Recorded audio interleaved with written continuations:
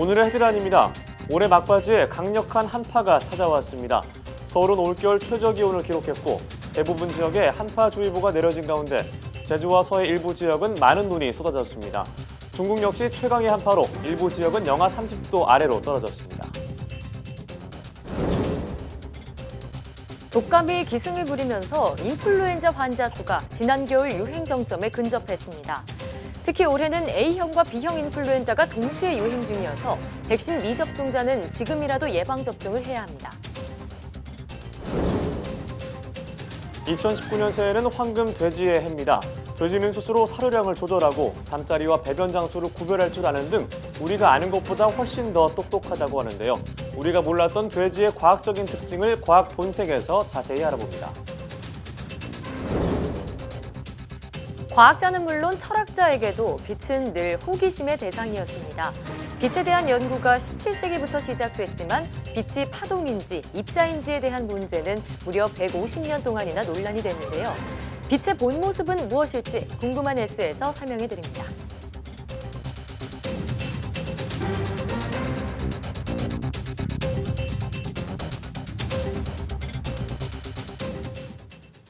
여러분 안녕하십니까? 사이언스 투데이입니다.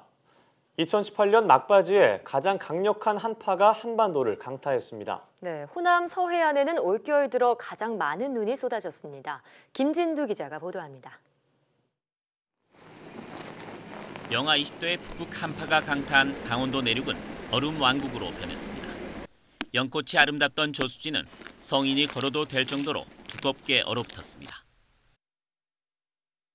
북한강 상류, 폭이 300m에 달하는 큰 강은 빙판으로 변했습니다. 얼음에 구멍을 뚫고 빙어 낚시를 즐기는 사람들.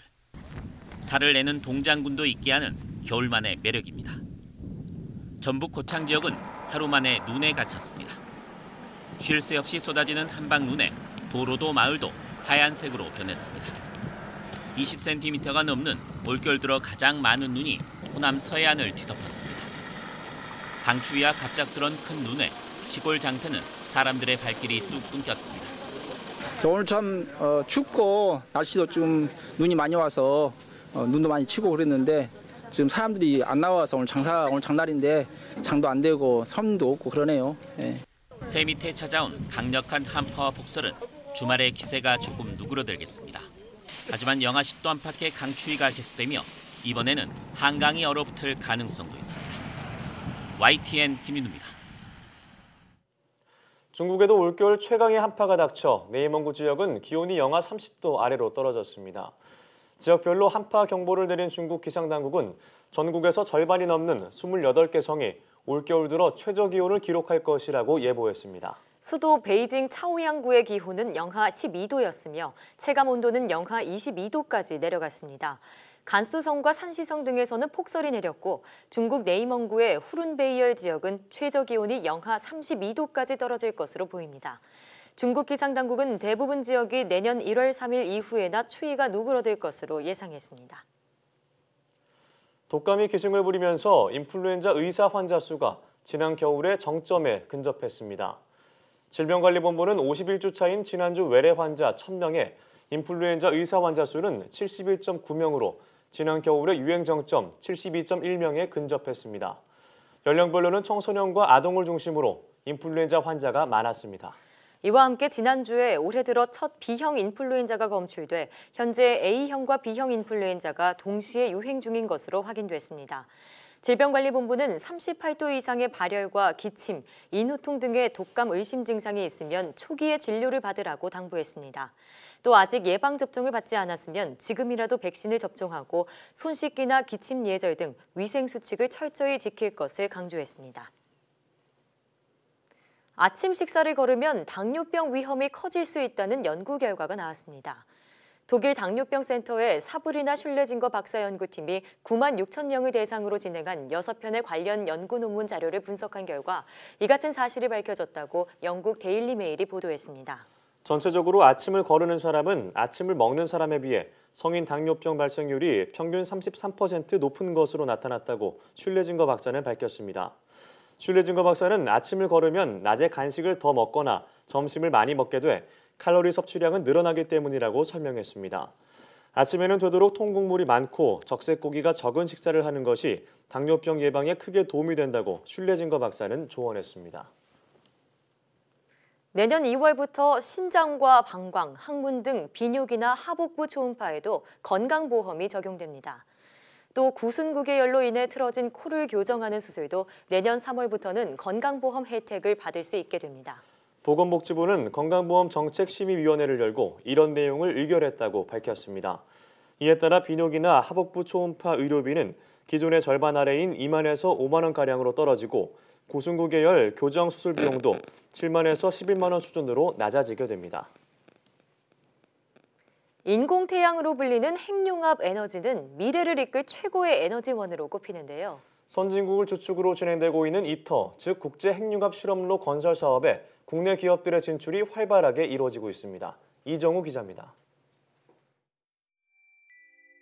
미국과 일본 등 세계 7개 선진국이 공동 추진하는 국제 핵융합 실험로, 즉 이터 건설 사업에 국내 기업 진출이 이어지고 있습니다. 최근 이터 국제기구가 발주한 145억 원 규모의 초고온 플라즈마 불안정성 제어장치 사업을 국내 기업이 수주에 성공했습니다. 국제 핵융합 실험로 건설에 필요한 설계와 제작 사업을 국내 기업들이 잇따라 수주하면서 이터 건설의 주역으로 떠오르고 있습니다. 그동안 K스타와 이런 국내 핵융합로 연구 경험을 쌓은 그동안의 산업체가 가지고 있는 기술력이 밑바탕이 된 것으로 생각됩니다. 이터 사업에 한국 기업들의 진출은 국내 핵융합로 연구시설인 K스타의 기술력과 노하우를 세계가 인정한 결과입니다. 이터 건설 사업에서 국내 산업체와 연구기관이 수주한 금액은 모두 117건에 6천억 원 선. 이 같은 수주액은 국내 핵융합 기술에 기반이 된 K스타 장치 건설에 들어간 사업비 3천억 원의 2배에 이르는 금액입니다. 핵융합 에너지 상용화를 위한 초대형 프로젝트인 이터가 국내 인재 양성은 물론 국내 기업의 해시장 진출에도 좋은 기회를 제공하고 있습니다. 수주를 한다고 하면은 돈을 쉽게 얘기하면 벌면서 기술을 확보하는 그러한 효과가 있습니다. 문자 그대로 일석이조가 되는 셈이죠.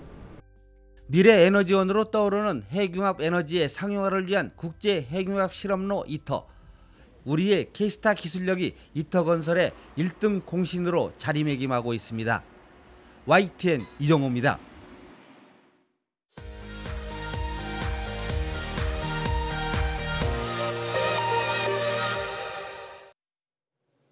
화제의 뉴스를 골라 과학 기자의 시선으로 분석하는 과학 본색 시간입니다. 네, 스튜디오에 이희래 기자 나와 있습니다. 안녕하세요. 안녕하세요. 네, 오늘은 어떤 이야기를 나눠볼까요? 네, 2018년도 얼마 남지 않았죠. 네. 2019년 새해에는 황금 돼지의 해로도 알려져 있는데요. 그래서 오늘 첫 번째 순서로는 돼지에 관련된 과학적인 이야기를 좀 나눠보도록 하겠습니다. 예. 네, 사실 벌써 다음 주면 새해가 시작된다는 게 아직도 맞아요. 실감이 나지 않는데요. 돼지는 인간에게 정말 친숙한 동물인데 사실 과학적으로 생각해 본 적은 없는 것 같아요. 어떤 특성들이 있나요? 네, 우선 돼지에 관한 오해부터 좀 풀어드리도록 할게요. 네. 보통 돼지를 떠올리실 때 많이 먹는 동물 이런 생각을 가장 먼저 하실 것 같거든요. 예, 뭐 많이 먹는 친구나 뭐 먹는 걸 열심히 하는 친구를 보고 야, 이 돼지야 이렇게 말하는 경우도 있잖아요. 네, 예. 그렇습니다. 근데 실제로 돼지는 일정한 양만을 먹고 그 이상은 먹지 않는 것으로 알려졌습니다. 그래요? 그러니까 사료를 뭐 아무리 많이 준다고 해도 적당한 양만을 먹고는 그 이상 스스로 더 이상 먹지 않을 수 있는 조절하는 능력이 있다라는 건데요. 네. 또 하나 또 오해하실 수 있는 부분, 돼지가 예. 왠지 좀 지저분할 것 같다라고 생각하실 네. 수 네. 있을 것 같아요.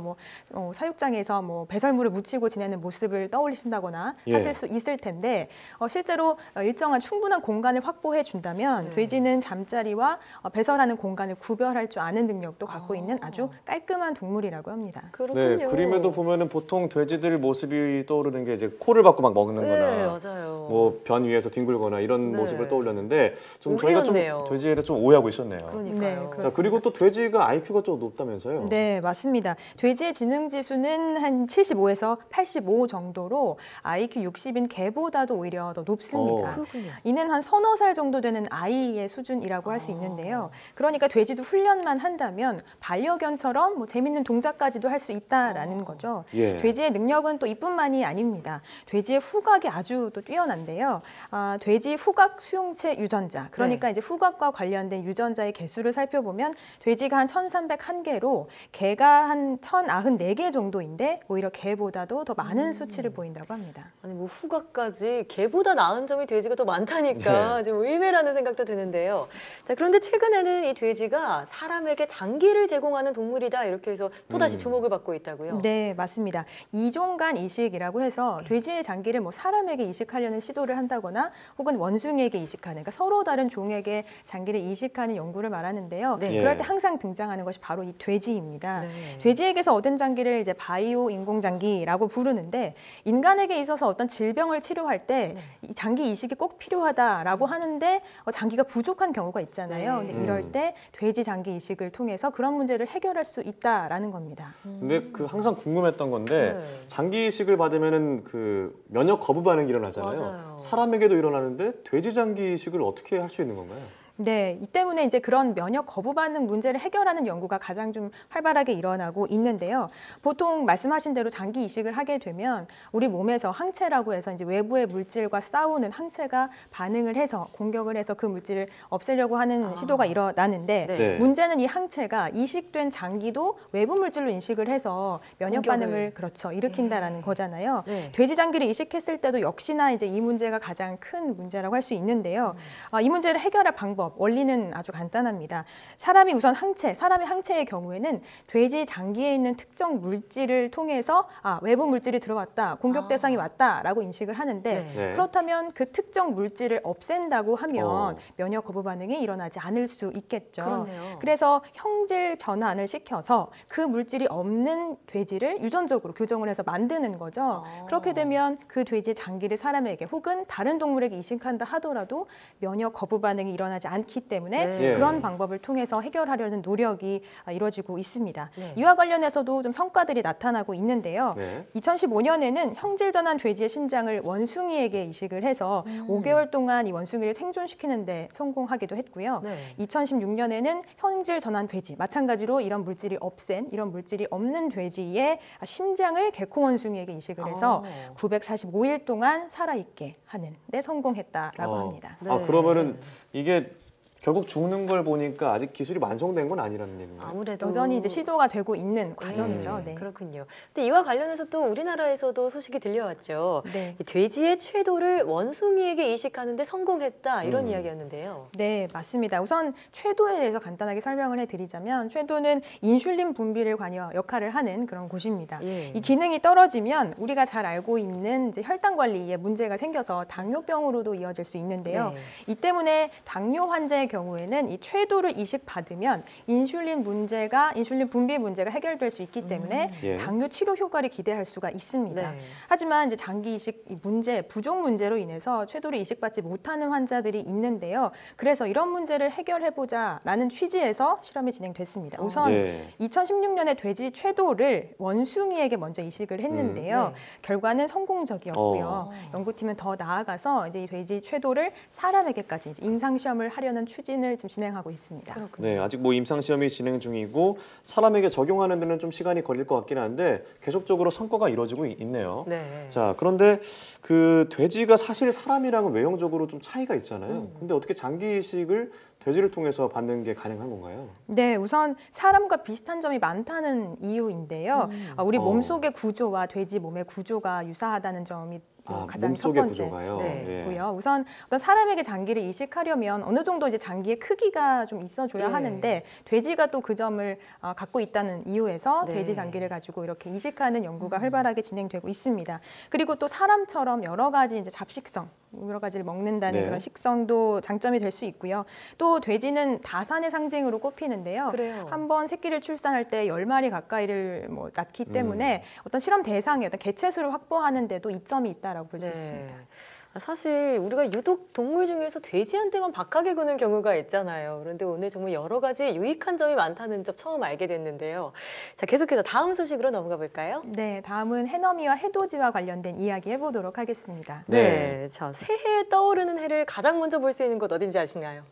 정동진 아닌가요? 독도입니다. 아, 독도예요. 네, 예. 가장 7시 오른쪽에 있기 때문에. 네, 그렇습니다. 7시 26분에 해를 볼 수 있다고 저는 들었는데요. 네, 맞습니다. 한국천문연구원이 2018년 마지막 해 너미와 2019년 첫 해돋이의 시각을 발표했는데요. 말씀하신 대로 독도에서 네. 새해 첫 해를 가장 먼저 볼 수 있고요. 오. 서울의 경우에는 7시 47분에 해돋이를 관측할 수 있을 것으로 예상됩니다. 네. 일출과 일몰의 기준에 대해서 조금 설명을 먼저 해드리자면 일출의 네. 경우에는 태양의 가장 윗부분, 해의 가장 윗부분이 네. 지평선과 맞닿는 그 순간을 딱 일출 보이는 순간을 떠오를 말씀하시는 때요. 거군요. 일출이라고 하고요. 일몰은 이와 반대로 해의 가장 윗부분이 지평선 아래로 사라지는 그 순간을 말합니다.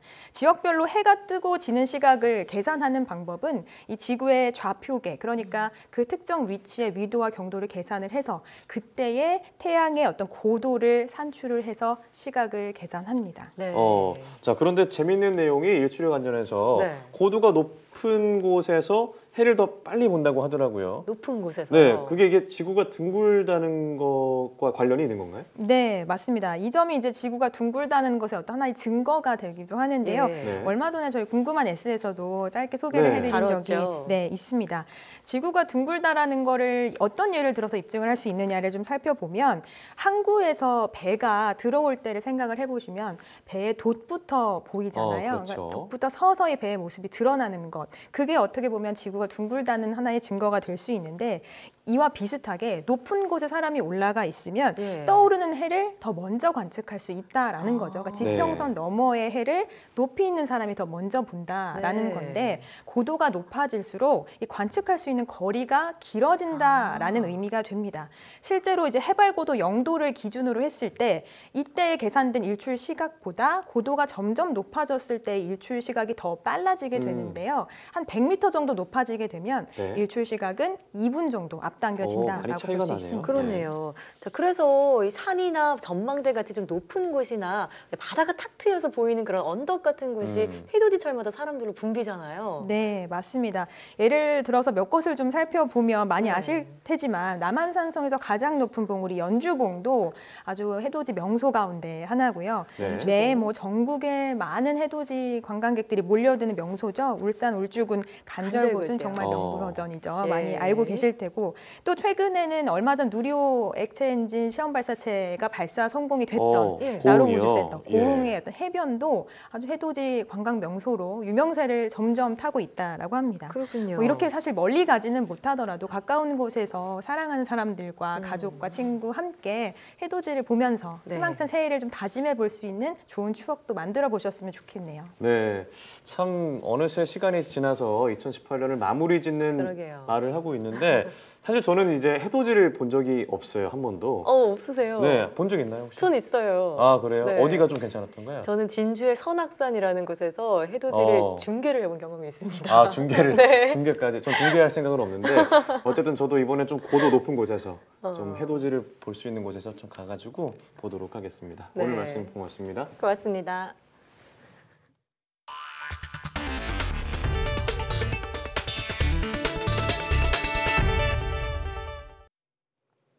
안성진 한국과학창의재단 이사장이 과학문화 저변을 확대해 우수 인재를 키우겠다고 밝혔습니다.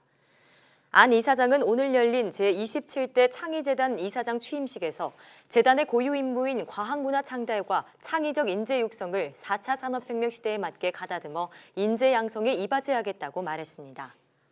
또 재단이 산적한 현안 과제를 슬기롭게 극복하고 공공기관으로서 주어진 임무와 역할에 충실할 수 있도록 이사장으로서 최선을 다하겠다고 덧붙였습니다.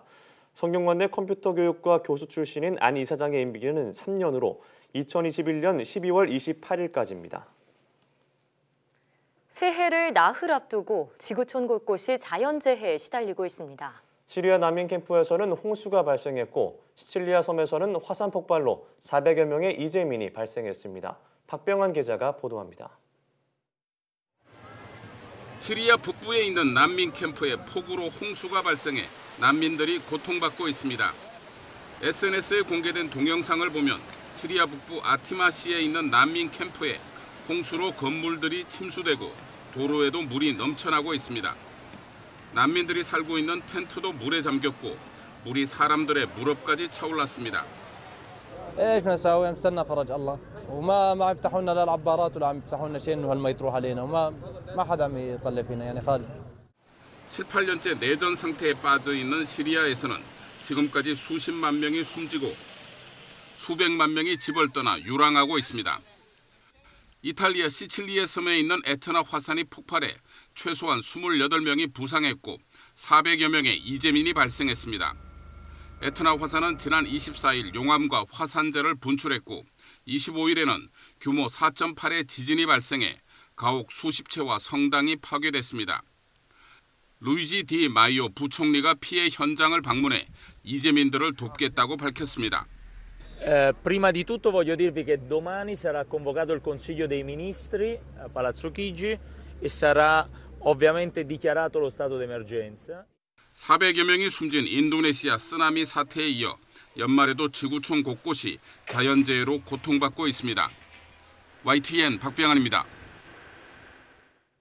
영국 정부가 환경에 치명적인 플라스틱 쓰레기 감소를 위해 일회용 비닐봉지 가격을 인상하고 학교 내 플라스틱 용품 퇴출에 나서기로 했습니다.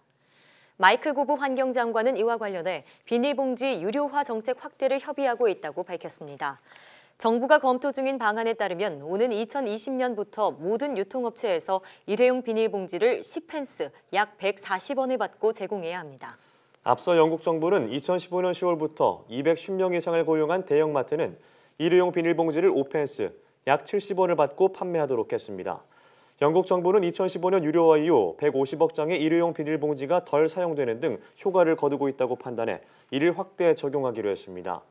현재 영국 중소형 마트 등 소규모 유통업체에서는 연간 36억 장의 일회용 비닐봉지가 사용되고 있습니다.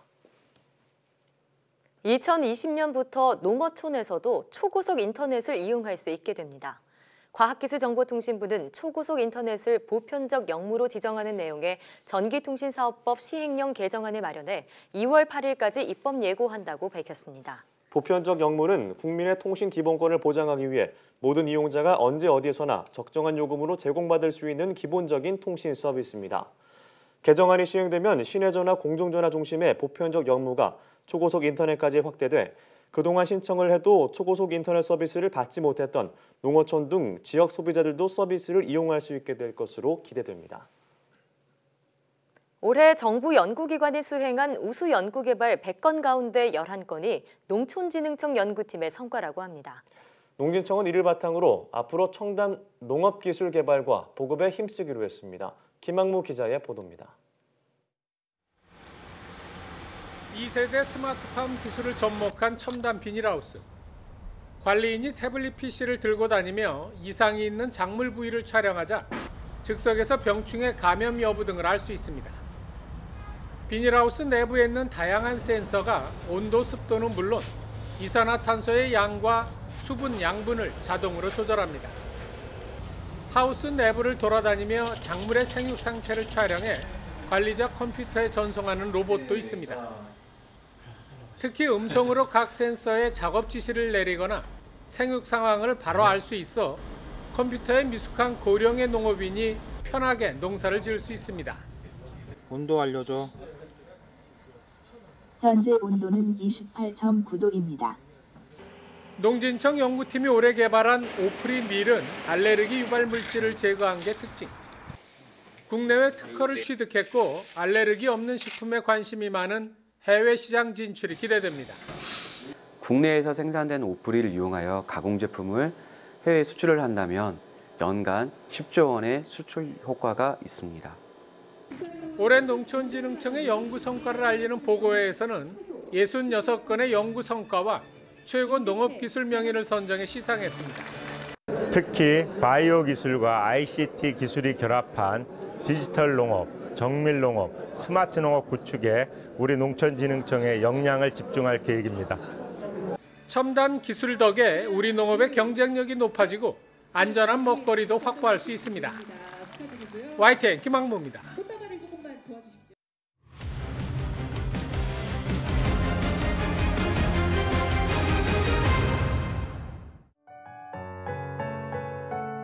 물리학계의 큰 별 스티븐 호킹 박사는 이제 하늘의 별이 됐습니다.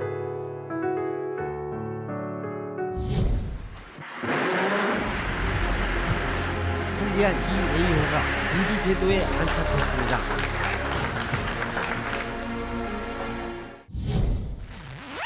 가마솥더비가 기승을 부리며 한 달 이상 살인적인 더위가 이어지자 폭염 재난이라는 말까지 나왔습니다. 기준치를 훌쩍 넘은 최악의 미세먼지가 도심을 덮치면서 답답한 하루를 보냈습니다. 그런데 최근 부실학계 논란이 일면서 연구 논리 후폭풍이 아주 거세게 유전자 편집 태아를 출산시켰다고 주장해 또 한 번 충격을 주고 있습니다. 향유고래의 뱃속에서는 플라스틱 쓰레기만 6kg이나 나왔습니다. 지구촌이 플라스틱과의 전쟁을 치르고 있습니다.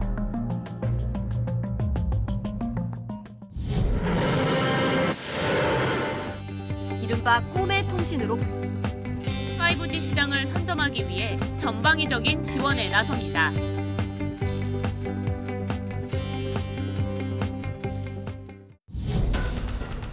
최근 유명 침대 회사 제품에서 발암물질로 알려진 라돈이 검출돼 제2의 가습기 살균제 사태라는 말이 국민들께 참으로 송구스러운 일입니다.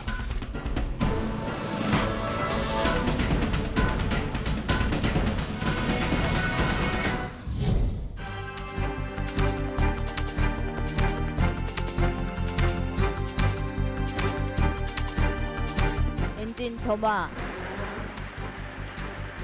발사 75톤급 액체 엔진 시험 발사가 성공적으로 마무리되면서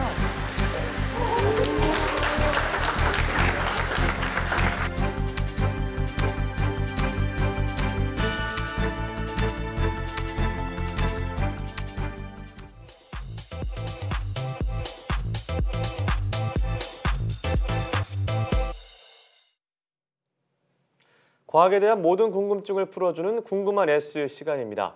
일상에서 느꼈던 과학의 궁금증과 호기심을 과학 유튜버가 쉽게 설명해주는 시간인데요. 네, 인류에게 없어서는 안 될 존재인 빛에 대한 궁금증은 20세기 초까지 논란이 됐는데요. 과연 빛의 본질은 무엇일지 지금 바로 화면으로 만나보시죠. 안녕하세요. 과학의 모든 궁금증을 해결하는 궁금한 S의 이호종입니다. 궁금한 S와 함께할 오늘의 이야기 만나볼게요. 아주 오래전부터 인류는 빛의 본질에 대한 호기심을 품어왔습니다. 본격적으로 빛에 대한 연구는 17세기부터 진행되었는데요. 수많은 과학자와 철학자들은 빛이 무엇으로 이루어졌는지에 대해 여러 가지 가설을 만들어내었고, 시간이 흐르면서 점차 그 선택지는 두 가지로 좁혀지게 됩니다. 17세기의 과학자 아이작 뉴턴은 빛은 수많은 알갱이들로 구성되어 있다는 입자설을 주장했는데요. 하지만 동시대에 활동했던 네덜란드의 과학자 호이겐스는 빛이 공기 중에 어떤 특별한 매질을 통해서 진행하는 파동이라고 주장했습니다. 빛이 파동일까, 입자일까 하는 문제는 무려 150년 동안이나 논란이 되었는데요. 150년이 지난 1801년 어떤 한 실험이 등장하게 되면서 이러한 논란은 잠잠해지게 됩니다. 그 실험은 바로 토마스 영의 이중슬립 실험입니다. 이중슬립 실험이 무엇인지 궁금한 S와 함께 알아보도록 하겠습니다. 실험에 앞서 필요한 재료를 소개해 드릴게요. 이중슬릿을 만들 작은 액자, 레이저 포인터, 유리 표면을 발라 빛의 투과를 막아주는 무광 흑색 라카, 면도날입니다. 자, 그럼 시작해볼까요? 먼저 액자 속 유리판을 꺼내줍니다. 라카 도포 전에 먼지가 없도록 잘 닦아주고요. 라카를 이용해 한 면을 코팅해줍니다. 두 번째로는 이중 슬릿을 만들어주는 슬릿 메이커를 만들어 볼까요? 면도날을 조심스럽게 열면 아주 얇고 날카로운 면도 날을 볼 수 있는데요. 위험하니까 조심히 다뤄주세요. 두 날을 잘 겹친 후 절연 테이프로 겹쳐진 날에 테이핑에 고정합니다. 이제 이 유리판에 면도날을 이용해 슬립 메이커를 사용해서 두 줄의 슬릿 구멍, 이중 슬릿을 만들어줍니다. 이렇게 만든 슬릿을 집게로 집어 세워 놓은 뒤 슬릿 구멍에 빛을 투과시켜 벽면에 무늬를 볼 수 있게 만들어주면 모든 실험 준비가 완료됩니다. 만약 빛이 입자라면 통과할 수 있는 슬릿의 구멍이 2줄밖에 없어서 뒤쪽 벽에 2줄의 무늬가 생겨야 할 텐데요. 하지만 빛이 파동이라면 완전히 다른 결과가 도출되겠죠. 일단 불을 꺼보겠습니다. 레이저 포인터에서 나온 레이저가 슬릿을 통과해 뒤쪽에 어떤 무늬를 만들었는지 함께 감상해 보도록 하시죠. 보시다시피 매우 많은 점이 조밀조밀하게 쫙 찍혀 있죠. 어떻게 이런 현상이 가능한 걸까요? 파동은 에너지의 출렁임이 매질을 타고 퍼져나가는 것을 의미합니다. 이러한 파동은 서로 만날 때 부딪혀 튕겨지지 않고 교차하면서 계속 진행됩니다. 이 과정에서 나타나는 현상이 바로 파동의 특성 중 하나인 간섭 현상입니다. 서로 다른 2개의 파동이 만나게 되면 그 파동의 출렁임에 따라서 서로의 진동 방향이 같은 상태로 만나 더욱 강한 진동을 만들어주는 보강 간섭과 서로의 진동 방향이 거꾸로인 상태로 만나 진동을 약화시키는 상쇄 간섭이 나타나게 되죠. 레이저 포인터를 이용해 작은 2 구멍의 슬릿에 부딪히게 된 빛은 슬릿을 통과하면서 파동으로서의 특성 중 하나인 회절을 일으키게 됩니다. 이 회절된 2줄기의 빛이 서로 만나게 되면서 스크린에서 보강 간섭과 상쇄 간섭을 번갈아 일으키게 되어 이렇게 많은 점이 찍히도록 만들어주게 되는 것입니다. 이처럼 2개의 파동이 가지는 다양한 위상들이 만나 만들어내는 무늬가 바로 이중 슬릿의 간섭 무늬이고, 물결파가 만드는 간섭 무늬와 정확히 일치함으로써 빛은 파동이다라는 결론을 내릴 수가 있습니다. 하지만 1905년 아인슈타인이 발표한 3편의 주요 논문 중 한 편에는 아주 놀라운 내용이 담겨 있었습니다. 빛이 파동이 아닌 불연속적인 에너지를 가진 알갱이, 즉 에너지를 가진 입자라고 주장했던 것이죠. 아인슈타인은 광절 효과라고 불리는 당시에 이루어진 실험, 쉽게 말해 금속 등의 물질에 빛을 쏘이게 되면 물질에서 전자가 튀어나오는 현상에 대해 빛의 파동성으로 설명되지 못했던 부분을 입자성을 이용해 멋지게 설명해내게 됩니다. 만약 빛이 파동성을 지니고 있다면 어떠한 파장의 영역대에 빛을 쏘아주더라도 금속판 안에 있는 전자가 튕겨져 나와야 할 텐데, 그런 일은 일어나지 않고 반드시 특정한 파장보다 짧은 파장의 빛만이 전자를 튀어나오겠죠. 이 사실을 통해 아인슈타인은 빛의 입자적 성질을 떠올리게 되며 에너지가 높은 빛만이 전자를 튕겨낼 수 있다는 주장을 통해 이 현상을 밝혀내게 되었습니다. 이후 컴포터나 산란 등의 빛의 입자성을 증명할 수 있는 실험이 추가로 등장하게 되면서 빛의 입자적 성질이 공고해지게 됨과 동시에 여전히 파동적 성질을 잃지 않았던 것을 고려하여 현재는 빛의 파동성과 입자성을 동시에 지니고 있는 이중성을 띤 대상으로 인식되고 있답니다. 그럼 궁금한 S는 이만 인사드릴게요. 과학에 대한 궁금증이 있다면 언제든 사이언스 투데이 페이스북에 댓글을 남겨주세요. 이상 궁금한 S였습니다.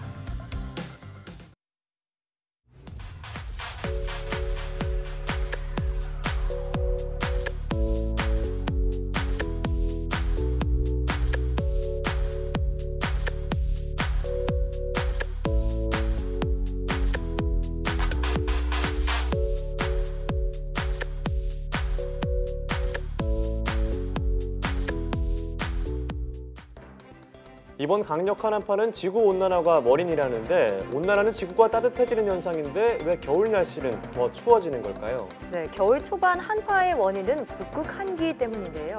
온난화로 올해 북극 빙하가 많이 녹았죠. 북극의 빙하가 사라지면 햇빛이 그대로 바다로 흡수돼서 북극의 기온이 오르게 되는데요. 네, 이때 북극 한기를 가둬두는 제트 기류가 약해져서 찬 공기가 우리나라까지 내려온 겁니다. 다음 주부터 강력한 추위는 벗어난다고 하니까요. 올 한해 그리고 새해를 편안히 맞으시길 바랍니다. 네, 사이언스 투데이 오늘 저희가 준비한 소식은 여기까지입니다. 함께해 주신 여러분 고맙습니다.